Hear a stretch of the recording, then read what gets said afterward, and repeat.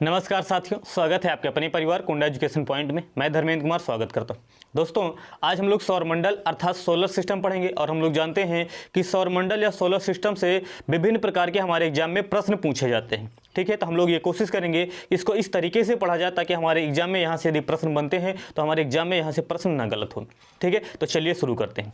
ध्यान दीजिएगा, हमारे सौरमंडल अर्थात सोलर सिस्टम में कुल 8 ग्रह हैं और इन्हीं 8 ग्रहों से विभिन्न प्रकार के प्रश्न पूछे जाते हैं। ये कौन कौन से 8 ग्रह हैं और कैसे कैसे प्रश्न पूछे जाएंगे, इसी पर आज हम लोग बात करेंगे। तो चलिए शुरू करते हैं। ध्यान दीजिएगा, ये तो हमारा सूर्य है जो कि एक तारा है, ये ग्रह नहीं है। सूर्य जो है एक तारा है जिसमें स्वयं की ऊर्जा एवं स्वयं के प्रकाश हैं और इसी सूर्य के चारों ओर जो है कुल 8 ग्रह हैं जो चक्कर लगाते हैं। ये 8 ग्रह कौन कौन से, इसको देखते हैं पहले। एक तो है बुध, इसी को अंग्रेजी में मरकरी कहा जाता है। शुक्र है, इसी को अंग्रेजी में वीनस कहा जाता है। ये पृथ्वी है, पृथ्वी को ही अर्थ कहा जाता है। उसके बाद मंगल को ही मार्स कहा जाता है। उसके बाद जुपिटर मतलब बृहस्पति है। शनि मतलब सैटर्न है। अरुण मतलब यूरेनस है और वरुण मतलब नेपच्यून है। अब बात यह थी, मैं हिंदी और अंग्रेजी में दोनों में क्यों बता रहा हूँ। ध्यान दीजिएगा, हमारे एग्जाम में हिंदी में भी शब्द कभी कभी आ जाते हैं और अंग्रेजी में भी आ जाते हैं। तो इसमें से आपको हिंदी वाले शब्द भी याद रखना है, अंग्रेजी वाले भी शब्द याद रखना है, क्योंकि जरूरी नहीं है कि हमें से बृहस्पति ही मिले, हो सकता है जुपिटर हिंदी में ही लिखा हुआ मिल जाए। ठीक है, तो इन 8 ग्रहों के नाम जो है आप हिंदी में भी याद रखिएगा और अंग्रेजी में भी याद रखिएगा। ठीक है, अब हम लोग और देखते हैं। ये जो 8 ग्रहों का क्रम लिखा गया है यह सूर्य से दूरी के अनुसार है। कहने का मतलब यह है कि सूर्य के निकटतम कौन सा ग्रह है, तो ये बुध है। दूसरे नंबर पे कौन सा है, तो ये शुक्र है। तीसरे नंबर पे कौन सा है, तो ये पृथ्वी है। चौथे नंबर पे कौन सा है, तो ये मंगल है। इसी प्रकार से सूर्य से सबसे दूर स्थित कौन सा ग्रह है, तो हम लोग कहेंगे वरुण या नेपच्यून है। यहां से भी प्रश्न पूछे जाते हैं कि सूर्य के सबसे निकटतम कौन सा ग्रह है, सूर्य से सबसे दूर स्थित कौन सा ग्रह है, सूर्य से चौथे नंबर पर स्थित कौन सा ग्रह है। इस तरह से भी प्रश्न पूछे जाते हैं। तो ये क्रम आप याद रखिएगा कि सूर्य के क्रम के अनुसार कौन कौन से कहां पर ग्रह है। ये तो इसका क्रम के अनुसार हो गया। यदि आकार के दृष्टिकोण से बात करें कि कौन सा ग्रह बड़ा है कौन सा ग्रह छोटा है, तो ध्यान दीजिएगा, ये जो बृहस्पति है यह सौरमंडल का सबसे बड़ा ग्रह है। उसके बाद दूसरे नंबर पर शनि सबसे बड़ा ग्रह है। तीसरे नंबर पे ये हमारा अरुण है और चौथे नंबर पे ये वरुण है। पांचवें नंबर की बात करें तो हमारी पृथ्वी जो है 5वें नंबर की सबसे बड़ी ग्रह है। छठे नंबर की बात करें तो शुक्र है। 7वें नंबर की बात करें तो ये मंगल है और 8वें नंबर की बात करें तो बुध है।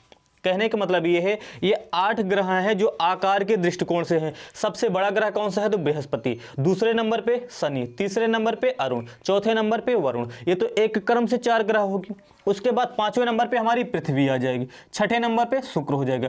7वें नंबर पे मंगल और 8वें नंबर पे बुध। अब ये भी पूछा जाता है सबसे छोटा कौन सा है, सबसे बड़ा ग्रह कौन सा है, तो इसके अनुसार आप बता सकते हो कि कौन सा छोटा ग्रह है और कौन सा बड़ा ग्रह। ये तो अभी हम लोगों ने देखा कि आकार के दृष्टिकोण से कौन कौन से ग्रह कहां पर हैं, और साथ ही साथ हम लोगों ने ये देखा कि सूर्य से दूरी के अनुसार कौन कौन से ग्रह हैं। ध्यान दीजिएगा, ये वाला ग्रह जो है ये मंगल ग्रह है और ये वाला ग्रह जो है बृहस्पति ग्रह है। और मंगल और बृहस्पति ग्रहों के बीच में ही क्षुद्र ग्रहों की कुछ श्रृंखलाएं पाई जाती हैं जिसे एस्ट्रॉयड बेल्ट कहा जाता है, मतलब क्षुद्र ग्रह पेटी कहा जाता है। प्रश्न पूछा जाता है क्षुद्र ग्रह किन ग्रहों के बीच में पाए जाते हैं, तो क्षुद्र ग्रह जो है वह मंगल और बृहस्पति ग्रह के बीच में पाए जाते हैं। ठीक है, अब यहां से और क्या क्या प्रश्न पूछे जाएंगे। ये जो 4 ग्रह हैं, ध्यान दीजिएगा, ये जो 4 ग्रह हैं इनका निर्माण जो है बिल्कुल पृथ्वी की समान है। कहने का मतलब है जैसे पृथ्वी पर चट्टानें पाई जाती हैं उसी प्रकार यहाँ पर भी चट्टानें पाई जाती हैं, यहाँ पर भी चट्टानें पाई जाती हैं, यहाँ पर भी। इन चारों के चारों ग्रहों पर चट्टानें पाई जाती हैं। इसका मतलब ये है कि ये 4 ग्रह जो हैं ये ठोस हैं, इसलिए इन्हें ठोस पिंड कहा जाता है, इन 4 के चारों ग्रहों को। साथ ही साथ पृथ्वी के समान बिल्कुल ठोस हैं, इसलिए इन चारों ग्रहों को एक साथ पार्थिव ग्रह कहा जाता है। ठीक है, इन्हीं को पार्थिव ग्रह कहा जाता है। और उसके बाद जो है ये 4 ग्रह जो है वह क्षुद्र ग्रह के अंदर की ओर है, इसलिए इन्हीं 4 ग्रहों को आंतरिक ग्रह भी कहा जाता है। ठीक है, कहने का मतलब यह है कि इन 4 ग्रहों को एक साथ ठोस पिंड कहा जाता है, पार्थिव ग्रह वह आंतरिक ग्रह कहा जाता है। बाकी इन 4 ग्रहों की बात करें तो इन 4 के चारों ग्रहों का निर्माण जो है वह विभिन्न प्रकार के गैसों, धूलकणों इत्यादि से हुआ है, इसलिए इन 4 के चारों ग्रहों को एक साथ गैसीय पिंड कहा जाता है। क्योंकि इसमें सबसे बड़ा जो है वह बृहस्पति ग्रह है। इसका मतलब है कि ये जो 4 के चारों ग्रह हैं वह बृहस्पति प्रकार के हैं, इसलिए इन्हें जोबियन ग्रह भी कहा जाता है। और ये ग्रह जो है वह इन 4 से बाहर है, बाहर की ओर है, या क्षुद्र ग्रह से बाहर की ओर है, इसलिए इन ग्रहों को एक साथ बाह्य ग्रह भी कहा जाता है। यहाँ से भी प्रश्न पूछा जाता है। 4 विकल्प दे दिए जाएंगे और आपसे ये पूछा जाएगा कि कौन सा इसमें से भिन्न है, या ये पूछा जाएगा इनमें से ऐसा कौन सा ग्रह है जो आंतरिक ग्रह के भाग नहीं है, ये भी पूछा जाता है। ठीक है, तो ये भी याद रखिएगा। ये तो हम लोगों ने भी ये देख लिया। अब ध्यान दीजिएगा, जब सूर्य से दूरी के अनुसार ये इनका क्रम है। जब सूरज की किरणें जाएंगी तो सबसे ज़्यादा यहाँ पर पड़ेगा, उसके बाद यहाँ पर पड़ेगा, इसके बाद यहाँ पर पड़ेगा, उसके बाद यहाँ पर पड़ेगा। तो सीधी सी बात है, सूरज की किरणें जो पड़ेंगी यहाँ पर सबसे ज़्यादा पड़ेगा और यहाँ पर सबसे कम पड़ेगा। सीधी सी बात है। अब सीधी सी बात है, जब सूरज की किरणें यहाँ पर सबसे कम पड़ेगा, इसका मतलब यह है कि इसका तापमान जो होगा वह सबसे कम होगा, और यहाँ पर सूरज की किरणें सबसे ज़्यादा पड़ती है, इसका मतलब यह है कि यहाँ पर तापमान जो होगा वह सबसे ज़्यादा होगा। ठीक है, हालांकि अभी हम लोग शुक्र के बारे में बात करेंगे, उसकी क्या कहानी है। ठीक है, तो यदि कभी यह पूछ लिया जाए कि सबसे गर्म ग्रह कौन सा है, तो वो तो शुक्र है, क्यों है उसको हम लोग बात करेंगे। लेकिन अगर ये कहा जाए सबसे ठंडा ग्रह कौन सा है, ये, उसके बाद ये, उसके बाद ये, उसके बाद ये, उसके बाद ये, उसके बाद ये, ऐसे ऐसे, ये क्यों नहीं है, इसके बारे में भी हम लोग बात करेंगे। ये सबसे गर्म ग्रह बुध होना चाहिए क्योंकि सूर्य के सबसे निकट है, लेकिन बुध नहीं है, क्यों नहीं है, अभी हम लोग बात करेंगे। जो सबसे गर्म ग्रह है वह है शुक्र ग्रह, उसके बाद ये है, उसके बाद ये। तो सबसे गर्म ग्रह हम लोग ये, सबसे ठंडा ग्रह है ये, और जो इसे विकल्प में रहेगा उसके अनुसार हम लोग कह देंगे। ठीक है, ये हम लोगों ने देख लिया। आगे और हम लोग क्या देखते हैं, इस चीज़ को समझना। ये तो सूर्य एक जगह पर स्थिर रहेगा, बाकी जितने भी ग्रह हैं सूरज के चारों ओर ऐसे ऐसे चक्कर लगाएंगे, ऐसे ऐसे चक्कर लगाएंगे। तो सीधी सी बात है, जो ग्रह जो है सूर्य के सबसे निकट होगा, ये सूर्य के सबसे निकट होगा, तो इसका जो मार्ग होगा वह छोटा होगा, तो जल्दी चक्कर लगा लेगा। उसके बाद ये वाला, इसका मार्ग जो होगा इससे बड़ा होगा, भाई जो नज़दीक होगा तो जल्दी चक्कर लगा लेगा, और जो दूर होगा उसको ज़्यादा समय लगेगा। इसका मतलब यह है कि इसका मार्ग जो है छोटा है तो जल्दी चक्कर लगा लेगा। इससे बड़ा मार्ग इसका होगा, इससे बड़ा मार्ग इसका होगा, इससे बड़ा मार्ग इसका होगा, इससे बड़ा मार्ग इसका होगा, और सबसे बड़ा मार्ग किसका होगा, तो शनि ग्रह का होगा। इसका मतलब ये है कि सूर्य के चारों ओर चक्कर लगाने में सबसे कम समय किसको लगेगा, तो हम लोग कहेंगे बुध को लगेगा, और सबसे ज़्यादा समय किसको लगेगा, तो हम लोग कहेंगे वरुण को लगेगा। सही है कि नहीं सही। और हम लोग जानते हैं कि यदि यहाँ से कोई ग्रह यहाँ से लेकर चले और सूरज का एक चक्कर लगा ले, तो इसी को कहा जाता है परिक्रमण काल, या इसी को कहा जाता है परिक्रमण अवधि, और इसी को कहा जाता है 1 वर्ष। मतलब ये यहाँ से पहुँच के यहाँ पर पहुँच जाए, इसका मतलब ये है कि 1 वर्ष हो गए हैं। ठीक है, इसका मतलब यह है कि यहाँ पर वर्ष की अवधि जो होगी वह सबसे छोटी होगी, और यहाँ पर 1 वर्ष की अवधि जो होगी वह सबसे बड़ी होगी। सीधी सी बात है, जिसको कम समय लगेगा उसके वर्ष की अवधि छोटी, और जिसको ज़्यादा समय लगेगा उसके वर्ष की अवधि क्या होगी, वह बड़ी होगी। यहाँ तक समझ में आया। अब हम लोग एक एक ग्रहों को पढ़ते हैं। ठीक है, तो सबसे पहले बुध ग्रह है, तो सबसे पहले हम लोग बुध ग्रह के बारे में पढ़ते हैं। ठीक है, तो बुध ग्रह के बारे में यहाँ से पढ़ते हैं। ध्यान दीजिएगा, सूर्य की जब सबसे किरणें जाएंगे तो सबसे पहले कहाँ पर पड़ेगा, बुध ग्रह पर पड़ेगा। अब बुध ग्रह पर सबसे ज़्यादा सूर्य की किरणें पड़ेंगी, लेकिन यहाँ पर क्या पाया जाता है, यहाँ पर वायुमंडल का अभाव पाया जाता है। यहाँ पर वायुमंडल का अभाव पाया जाता है, यही कारण है सूरज की किरणें जब जाती हैं तो बुध ग्रह पर तापमान तो बहुत ज़्यादा हो जाता है, लेकिन जैसे ही सूरज की किरणें आती हैं साथ ही साथ तापमान भी वहाँ पर बिल्कुल कम हो जाता है, और रात में तापमान माइनस में 170 डिग्री के आसपास तक चला जाता है। कहने का मतलब दिन में तो यहाँ पर तापमान बहुत ज़्यादा हो जाता है, लेकिन वायुमंडल के अभाव के कारण रात में तापमान जो होता है बिल्कुल माइनस हो जाता है। वायुमंडल का प्रभाव ये होता है, जैसे पृथ्वी की बात करें तो पृथ्वी पर वायुमंडल पाया जाता है, जब सूरज की किरणें आती हैं तो तापमान बढ़ जाता है, और जब सूरज की किरणें चली जाती हैं तो तापमान भी जाने लगता है। तो वायुमंडल क्या करता है, उस तापमान को थोड़ा सा रोक लेता है। क्या करता है, तापमान को रोक लेता है। अगर यही वायुमंडल नहीं होगा तो पूरा का पूरा तापमान भी वापस चला जाएगा। इसका मतलब है कि माइनस में तापमान हो जाएंगे। ठीक है, तो यहाँ पर वायुमंडल का अभाव पाया जाता है, जिसके कारण यह है कि दिन में तापमान बहुत ज़्यादा पाया जाता है और रात में तापमान बहुत कम हो जाता है। इसलिए यदि ये कहा जाए सर्वाधिक तापांतर वाला कौन सा ग्रह है, तो वह है हमारा बुध ग्रह।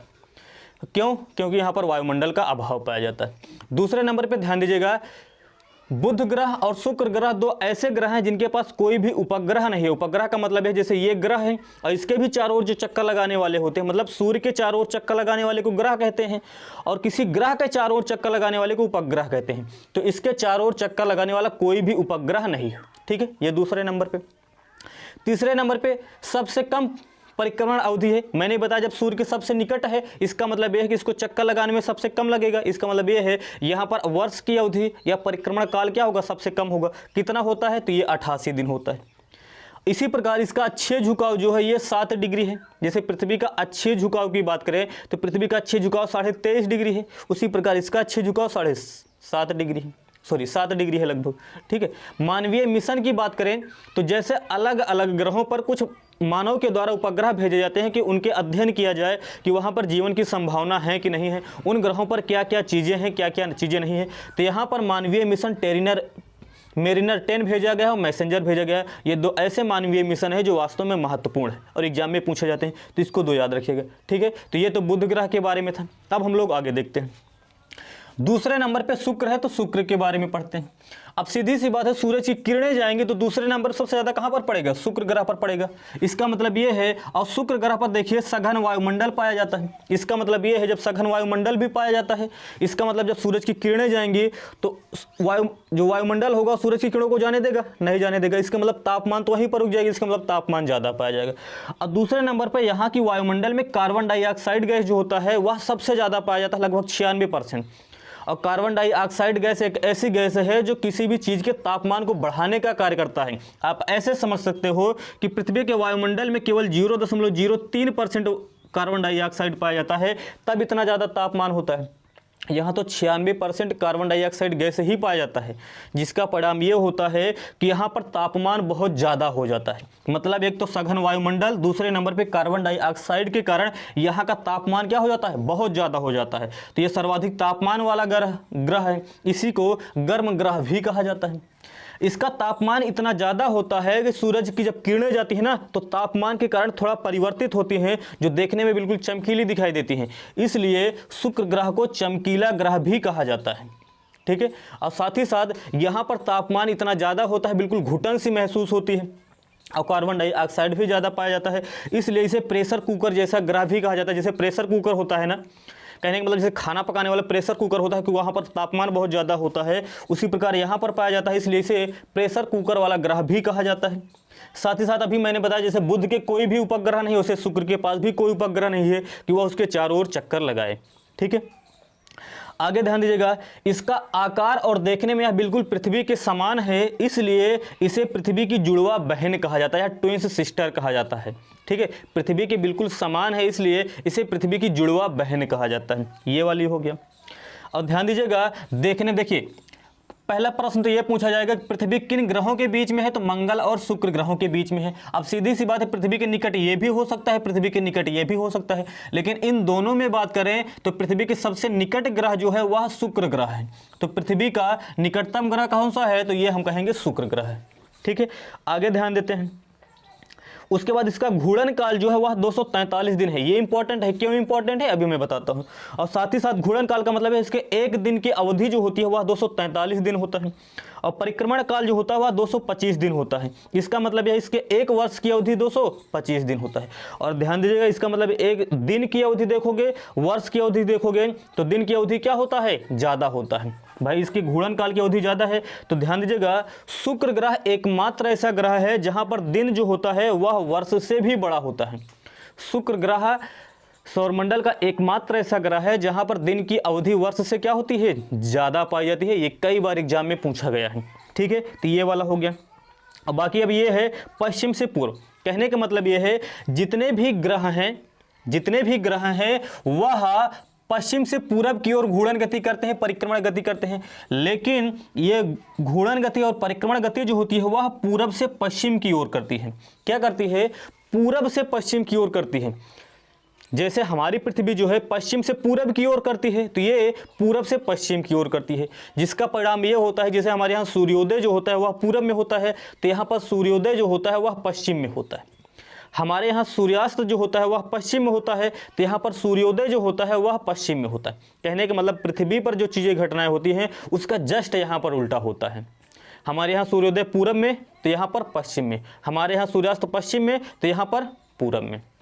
ठीक है, इसका मतलब बिल्कुल उल्टा घटना होती है, इसलिए इसी को सुबह एवं शाम का तारा भी कहा जाता है। शुक्र ग्रह को सुबह एवं शाम का तारा कहा जाता है। ये तो हो गए दो ग्रह। अब हम लोग देखते हैं पृथ्वी ग्रह के बारे में। पृथ्वी की बात करें तो ध्यान दीजिएगा, पृथ्वी जो है सूर्य से दूरी के अनुसार तीसरे नंबर पे है, और यदि आकार की बात करें तो ये पांचवा सबसे बड़ा ग्रह है। और इसका आकार की बात करें तो इसका आकार जो है वह जियोइड या भूआभ या पृथ्व्याकार है। इसके आकार को लेकर बहुत विवाद बना होता है कि पृथ्वी का आकार कैसा है। तो ध्यान दीजिएगा, पृथ्वी का आकार जो है बिल्कुल ऐसे नहीं है, बल्कि ऐसे थोड़ा सा है कि ऊपर थोड़ा सा ये चपटा टाइप का है और विषुवतीय भाग में थोड़ा सा ये ऐसे थोड़ा सा इधर है। ठीक है, तो पृथ्वी का आकार की बात करें तो पृथ्वी का आकार जो है वह जियोइड भूआभ या पृथ्व्याकार है। और ध्यान दीजिएगा, पृथ्वी के लगभग 70.8% भाग पर जल है और बचे हुए 29.2% भाग पर स्थल है। कहने का मतलब है देखोगे तो जल की अधिकता बहुत ज़्यादा पाई जाती है, और पृथ्वी पर जल की अधिकता के कारण ही अंतरिक्ष से देखने पर यह बिल्कुल नीला दिखाई देता है, इसलिए पृथ्वी को नीला ग्रह कहा जाता है। ठीक है, तो पृथ्वी को ही नीला ग्रह भी कहा जाता है। और पृथ्वी का अक्षीय झुकाव यह है 23.5 डिग्री, इसमें कुछ बताने जैसा है नहीं। और इसका घनत्व जो है वह सौरमंडल के सभी ग्रहों में सबसे अधिक पाया जाता है। पृथ्वी का घनत्व जो है वह सौरमंडल के 8 ग्रहों में सबसे अधिक पाया जाता है, और जबकि शनि ग्रह का घनत्व जो होता है वह सबसे कम पाया जाता है। ठीक है, इसका घनत्व सबसे अधिक 5.52 ग्राम प्रति सेंटीमीटर क्यूब होता है। और इसका परिक्रमण काल जो होता है वह 365 दिन 5 घंटे 48 मिनट 46 सेकंड होता है। एग्जैक्ट हम लोग वैसे पढ़ लेते हैं कि एक साल बराबर 365 दिन, लेकिन 365 दिन एग्जैक्ट नहीं होता है। सही जो होता है वो होता है 365 दिन 5 घंटे 48 मिनट। इसी प्रकार यदि घूर्णन काल की बात करें, एक दिन की अवधि की बात करें, तो वैसे तो हम लोग 24 घंटे पढ़ते हैं, लेकिन बराबर बिल्कुल 24 घंटे नहीं होता है, बल्कि एग्जैक्ट होता है 23 घंटा 56 मिनट 4.9 सेकंड। ये याद रखिए, अब यहाँ इस तरह के प्रश्न पूछे जाने लगे हैं कि पृथ्वी की घूर्णन अवधि होती है 24 घंटा भी विकल्प में रहेगा और ये भी रहेगा। तो ध्यान दीजिएगा, आपको 24 घंटा नहीं करना है, ये वाला करना है।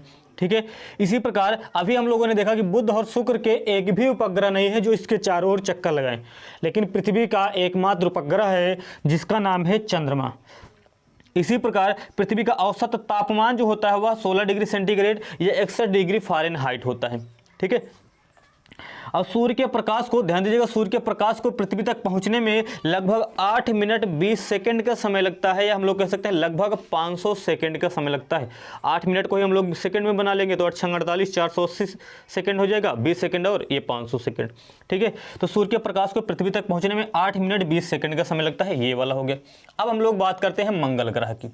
ठीक है, यदि मंगल ग्रह को बात करें तो इसी को अंग्रेजी में कहा जाता है मार्स, और हम लोग जानते हैं कि सूर्य से दूरी के अनुसार तो यह चौथा ग्रह है, लेकिन आकार के दृष्टिकोण से बात करें तो यह बुध के बाद जो है दूसरा सबसे छोटा ग्रह है। और ध्यान दीजिएगा, मंगल ग्रह के मिट्टियों में ध्यान दीजिएगा, मंगल ग्रह की मिट्टियों में यह पाया गया कि 10% लौह ऑक्साइड पाया जाता है, और यह देखने में बिल्कुल लाल लाल दिखाई देता है, इसलिए इसी को लाल ग्रह भी कहा जाता है। तो ध्यान दीजिएगा, मंगल ग्रह को क्या कहा जाता है? लाल ग्रह कहा जाता है। इसके 2 उपग्रह हैं, जैसे पृथ्वी के एक उपग्रह चंद्रमा है जो इसके चारों ओर चक्कर लगाता है, उसी प्रकार मंगल के 2 उपग्रह हैं, एक है फीबोस, एक है डीमोस। और यह जो डीमोस है यह सौरमंडल का सबसे छोटा उपग्रह है। जैसे हम लोग अभी पढ़ेंगे कि बृहस्पति का एक उपग्रह है जिसका नाम है गैनीमेड, वह सौरमंडल का सबसे बड़ा उपग्रह है। उसी प्रकार डीमोस जो है वह सौरमंडल का सबसे छोटा उपग्रह है। ठीक है, और ध्यान दीजिएगा, मंगल ग्रह पर एक पर्वत पाया जाता है जिसका नाम है निक्स ओलंपिया, और निक्स ओलंपिया जो है सौरमंडल का यह सबसे ऊंचा पर्वत है। जैसे हम लोग वैसे पढ़ते हैं तो ये पढ़ते हैं कि माउंट एवरेस्ट जो है विश्व की सबसे ऊंची चोटी है। ये तो पृथ्वी की बात हो गई, पृथ्वी की बात है। ठीक है, लेकिन पूछ के 8 के 8 ग्रहों में बात करें तो जो निक्स ओलंपिया है 8 के 8 ग्रहों में सबसे ऊंचा पर्वत है, और इसकी ऊंचाई जो है वह माउंट एवरेस्ट से लगभग 3 गुनी है। ठीक है, तो निक्स ओलंपिया जो है सौरमंडल का सबसे ऊंचा पर्वत है। इसी प्रकार ओलिपस मेसी जो है सबसे बड़ा ज्वालामुखी है। ठीक है, ये सौरमंडल के दृष्टिकोण से बात किया जा रहा है। जैसे हम लोग पृथ्वी, इसमें लिखा है पृथ्वी के समान 2 ध्रुव पाए जाते हैं। जैसे हम लोग ये पढ़ते हैं कि वास्तव में पृथ्वी का उत्तरी ध्रुव पाया जाता है, दक्षिणी ध्रुव पाया जाता है, उसी प्रकार से ये अध्ययन के आधार पर पता चला है कि मंगल ग्रह पर भी 2 ध्रुव पाए जाते हैं। और यहाँ पर कुछ मिशन के आधार पर, कुछ उपग्रह भेजे जाने के आधार पर यह पता चला कि यहाँ पर कुछ पानी के साक्ष्य मिले हैं। इस आधार पर यह पाया जाता है कि वास्तव में यदि भविष्य में कहीं पर भी जीवन की संभावना होगी तो वह जो जीवन की संभावना होगी वह मंगल ग्रह पर ही होगी। इसलिए हाल फिलहाल की बात करें तो मंगल ग्रह पर शोध बहुत ही तेजी से हो रहे हैं। ठीक है, देखिए 2 तरह के प्रश्न पूछे जाएंगे। एक तो ये पूछा जाएगा ऐसा कौन सा ग्रह है जहाँ पर जीवन संभव है, तो जीवन संभव की बात करें तो पृथ्वी पर जीवन संभव है क्योंकि यहाँ पर लोग रह रहे हैं। ऐसा कौन सा ग्रह है जहाँ पर भविष्य में जीवन की संभावनाएं हो सकती हैं, तो वह हो सकती है मंगल ग्रह पर। ठीक है, तो ये हो गया। दूसरे नंबर पे इसका घूर्णन काल जो होता है वह 25 घंटा होता है। ये मैंने क्यों बताया, इसको थोड़ा सा समझ लें। पृथ्वी का घूर्णन काल जो होता है लगभग 24 घंटे के आसपास में होता है और यह पृथ्वी के आसपास में ही है। तो इस तरह से प्रश्न पूछा जाता है, ऐसा कौन सा ग्रह है जिसका घूर्णन काल पृथ्वी के समान होता है, तो ध्यान दीजिएगा वह मंगल ग्रह है। इसी प्रकार यदि अच्छी झुकाव की बात करें तो ये पूछा जाता है, ऐसा कौन सा ग्रह है जिसका अच्छी झुकाव पृथ्वी के समान है, तो वह मंगल ग्रह है। 25 डिग्री है, क्योंकि पृथ्वी का अच्छी झुकाव 23.5 डिग्री है। इसी प्रकार से जैसे पृथ्वी का परिक्रमण काल लगभग 365 दिन के आसपास में होता है, वैसे इसका परिक्रमण काल जो होता है वह 687 दिन होता है। तो ये हम लोगों ने अभी 4 ग्रह देखे, उसके बाद ये क्षुद्र ग्रह है मंगल और बृहस्पति ग्रह के बीच में। अब हम लोग देखते हैं इधर के 4 ग्रह, ठीक है। अब हम लोग बात करते हैं बृहस्पति ग्रह की। बृहस्पति ग्रह की बात करें तो यह बृहस्पति ग्रह जो है वह सूर्य के अनुसार तो किस नंबर पे है, तो हम लोग कहेंगे 5वें नंबर पे। पहले, दूसरे, तीसरे, चौथे, 5वें नंबर पे सूर्य से दूरी के अनुसार है। लेकिन आकार के दृष्टिकोण से बात करें तो यह सौरमंडल का सबसे बड़ा ग्रह है। तो ध्यान दीजिएगा, बृहस्पति ग्रह जो है सौरमंडल का सबसे बड़ा ग्रह है, इसीलिए इसी को मास्टर ऑफ गॉड्स कहते हैं, इसी को मास्टर ऑफ गॉड्स कहते हैं। और इसका द्रव्यमान जो है यह सूर्य के द्रव्यमान का 1/1000वां भाग है। कहने का मतलब है कि इसका द्रव्यमान काफ़ी ज़्यादा है। इसका द्रव्यमान जो है यह सूर्य के द्रव्यमान का 1/1000वां भाग है और देखने में यह बिल्कुल बहुत ही बड़ा दिखाई देता है। और चूंकि यह गैसीय पिंड तो है ही, इसीलिए इसी को तारा सदृश ग्रह भी कहा जाता है। बृहस्पति ग्रह को तारा सदृश ग्रह भी कहते हैं। साथ ही साथ इसकी घूर्णन गति जो होती है वह सबसे अधिक होती है। अपने अक्ष पर घूमने वाले को क्या कहा जाता है, घूर्णन गति। इसकी घूर्णन गति जो होती है वह सबसे अधिक होती है और यह लगभग 10 घंटे मतलब 9 घंटे 55 मिनट में ही एक घूर्णन काल अपना पूरा कर लेती है। पृथ्वी को लगभग 24 घंटे लगता है, इसे मात्र लगभग 10 ही घंटे में यह अपना घूर्णन काल पूरा कर लेती है। जिसकी घूर्णन गति सबसे अधिक होती है। इसी प्रकार सबसे अधिक उपग्रह जो पाए जाते हैं वह बृहस्पति के ही पाए जाते हैं और 67 उपग्रह हैं। लेकिन नासा के अनुसार इसके उपग्रह माने जाते हैं 79 और नासा की रिपोर्ट के अनुसार यह माना जाता है कि सबसे ज़्यादा उपग्रह जो पाए जाते हैं वह शनि के पाए जाते हैं और कितने पाए जाते हैं, 82। अब यहाँ से प्रश्न कैसे पूछे जाएंगे, यदि ये पूछा जाए कि सबसे ज़्यादा उपग्रह किसके पाए जाते हैं तो अभी आपको बृहस्पति ही करना है। लेकिन ये कहे हाल ही में आई रिपोर्ट के अनुसार या नासा के अनुसार, तब वहाँ पर आपको सर्वाधिक उपग्रहों की संख्या करना है शनि के, ठीक है। बाकी उपग्रहों की संख्या आपको किताबों में हर जगह भी जो मिलेगा वह मिलेगा बृहस्पति। बाकी नेट वगैरह पे देखोगे, गूगल वगैरह पे देखोगे तो सर्वाधिक उपग्रह मिलेंगे शनि के, ठीक है। चलिए, तो ध्यान दीजिएगा इसके सबसे अधिक उपग्रह हैं 67 हैं। साथ ही साथ इसका जो गैनीमीड उपग्रह है यह इसका सबसे बड़ा है और इसके साथ ही साथ यह सौरमंडल का सबसे बड़ा उपग्रह भी है। तो ध्यान दीजिएगा इसका गैनीमीड उपग्रह जो है सौरमंडल का सबसे बड़ा उपग्रह है, ठीक है। और यहाँ पर सल्फर डाइऑक्साइड मतलब SO2 की अधिकता पाई जाती है, जिसके कारण यह जो है पीला पीला दिखाई देता है, इसलिए इसे पीला ग्रह भी कहा जाता है, ठीक है। और इसके खोजकर्ता जो थे वह थे रोमर, ठीक है। ये तो था बृहस्पति। अब हम लोग देखते हैं शनि के बारे में। अब देखिए शनि की बात करें तो सूर्य के दूरी के अनुसार बात करें तो ये हो जाएगा 6ठे नंबर पे, पहला, दूसरा, तीसरा, चौथा, 5वां, 6वां। लेकिन आकार के दृष्टिकोण से बात करें तो शनि जो है दूसरा सबसे बड़ा ग्रह है, ठीक है। चलिए, शनि ग्रह के चारों ओर जो होते हैं रिंग पाए जाते हैं, मतलब रिंग का मतलब यह है कि वलय पाए जाते हैं, चाहे रिंग कहें या हिंदी में वलय कहें। इसके चारों ओर वलय पाए जाते हैं, ठीक है, वही इसमें लिखा गया है। और इसका घनत्व जो होता है वह सबसे कम होता है। जैसे अभी हम लोगों ने देखा था कि पृथ्वी का घनत्व जो होता है वह सबसे ज़्यादा होता है, 5.52 ग्राम प्रति सेंटीमीटर क्यूब होता है। इसी प्रकार इसका घनत्व जो होता है बिल्कुल कम, 0.07 ग्राम प्रति सेंटीमीटर क्यूब होता है। मतलब जल में भी रख दोगे ना तो ये तैरता रहेगा, डूबेगा नहीं। इसका घनत्व इतना ज़्यादा कम पाया जाता है। यह बिल्कुल कहने का मतलब घनत्व बहुत ही कम पाया जाता है, इसलिए इसे गैसों का गोला कहा जाता है, ठीक है। जैसे गैसों का घनत्व कम पाया जाता है। साथ ही साथ इसके उपग्रह तो वैसे 67 हैं, लेकिन नासा के अनुसार इसके उपग्रह जो माने जाते हैं वह 82 माने जाते हैं और यह सौरमंडल का भी सबसे ज़्यादा उपग्रह वाला ग्रह हो जाएगा, ठीक है। देखिए मैंने अभी बताया कि सवाल कैसे आएंगे, या तो ये कहा जाए कि नासा के अनुसार या हाल ही में आई रिपोर्ट के अनुसार, तब तो आप इसको कहोगे, बाकी बृहस्पति को ही मान के चलना है, ठीक है। और टाइटन जो है इसका सबसे बड़ा उपग्रह है, ठीक है। जैसे गैनीमीड इसका सबसे बड़ा उपग्रह है, उसी प्रकार टाइटन जो है शनि का सबसे बड़ा उपग्रह है। और नाइट्रोजन की उपस्थिति के कारण या नाइट्रोजन की अधिकता के कारण जो है यह देखने में बिल्कुल काला दिखाई देता है, इसलिए शनि ग्रह को काला ग्रह भी कहा जाता है, ठीक है। अब हम लोग देखते हैं अरुण ग्रह। अरुण ग्रह की बात करें तो अरुण ग्रह के 27 उपग्रह हैं, ठीक है। और इसका टाइटेनिया जो है इसका सबसे बड़ा उपग्रह है। साथ ही साथ इसकी खोजकर्ता जो है वह विलियम हर्सले हैं और इसकी खोज जो है 1781 में होती है। ठीक है।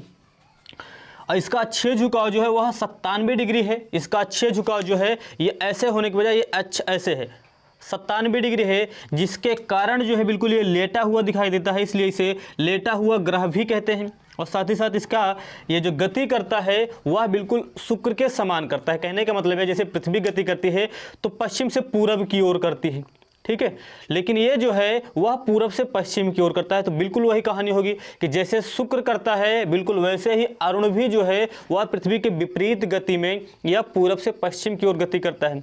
इसका मतलब यह है कि जैसे हमारे यहाँ सूर्योदय पूरब में होता है तो यहाँ पर पश्चिम में सूर्योदय होगा।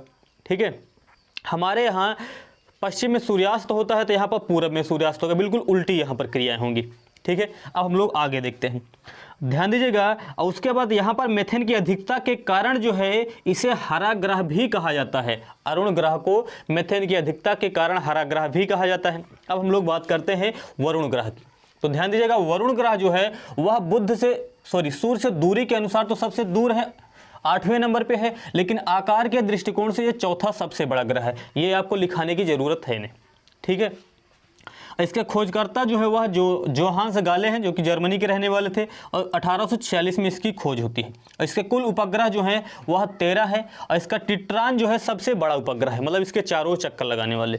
ठीक है, और यह जो है सबसे ठंडा ग्रह भी है। और साथ ही साथ इसका परिक्रमा काल जो है वह सबसे अधिक होता है, लगभग 165 वर्ष।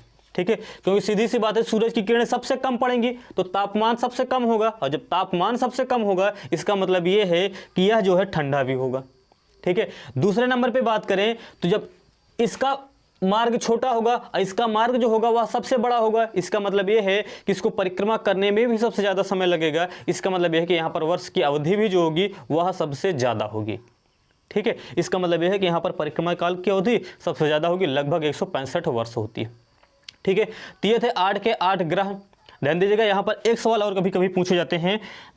2006 से पहले जो है कुल ग्रहों की संख्या मानी जाती थी 9, लेकिन 2009 में जब बैठक होती है तो इसी बैठक के माध्यम से प्लूटो को ग्रह की श्रेणी से निकाल दिया जाता है। पहले प्लूटो यहाँ पर हुआ करता था, वरुण के बगल में। ठीक है, उधर प्लूटो को ग्रह की श्रेणी से निकाल दिया जाता है, जिसके कारण वर्तमान समय में ग्रहों की कुल संख्या हो जाती है 8। ठीक है, नहीं अगर 2006 के पहले अगर पूछा जाए तब ग्रहों की संख्या हुआ करती थी 9। तो आज यहीं पर समाप्त करते हैं। तो वीडियो कैसा लगा कमेंट करिए, जरूर बताइएगा। अगर पसंद आए तो ज़्यादा से ज़्यादा शेयर कीजिएगा, लाइक कीजिएगा। यदि नए हैं तो प्लीज़ चैनल को सब्सक्राइब जरूर कर लीजिएगा। धन्यवाद।